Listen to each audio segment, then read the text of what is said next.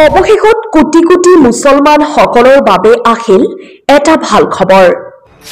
31 মাৰ্চত হ'ব মুছলমান সকলৰ পবিত্ৰ ঈদ। আপুনি যদি এজন মুছলমান তেন্তে ভিডিঅ'টো এটা শ্বেয়াৰ কৰি সকলো মুছলমানক দেখুৱাই দিয়ক। অৱশেষত কোটি কোটি মুছলমান সকলৰ বাবে আহিল এটা ভাল খবৰ। 31 মাৰ্চত হ'ব মুছলমান সকলৰ পবিত্ৰ ঈদ। 1 মাৰ্চৰ পৰা আৰম্ভ হ'ব ৰমজান মাহ। প্ৰকাশ পালে পবিত্ৰ ৰমজান মাহৰ চেহৰী ইফতাৰৰ সম্পূৰ্ণ সময়সূচী। কোটি কোটি মুছলমানী জনতাৰ বাবে আহিল পবিত্ৰ দিন। পবিত্ৰ শবে বৰাতত ৰহমতৰ দুৱাৰ খোল খোৱাৰ পিছত আহিল ভাল খবৰটো। আপুনি যদি এজন মুছলমান তেন্তে ভিডিঅ'টো এটা শ্বেয়াৰ কৰি সকলো মুছলমানক দেখুৱাই দিয়ক। 1 মাৰ্চৰ পৰা আৰম্ভ হ'ব পবিত্ৰ ৰমজান মাহ।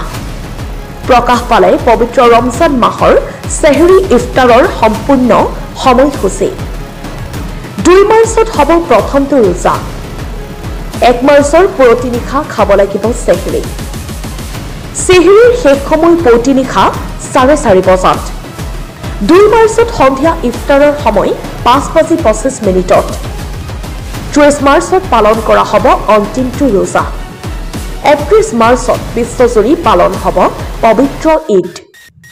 প্ৰকাশ পালে ফিত্ৰা আৰু জাকাতৰ পৰিমাণ। ফিত্ৰাৰ পৰিমাণ 1663 গ্ৰাম ঘেঁহু বা বজাৰৰ মূল্য। জাকাতৰ পৰিমাণ শতকৰা 2.5 টকা। এই সময়সূচী কামৰূপ মহানগৰবাসী ইছলাম ধৰ্মী লোকৰ বাবে।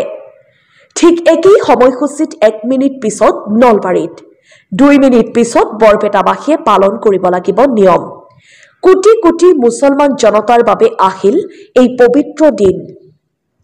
News desk report, pharma live.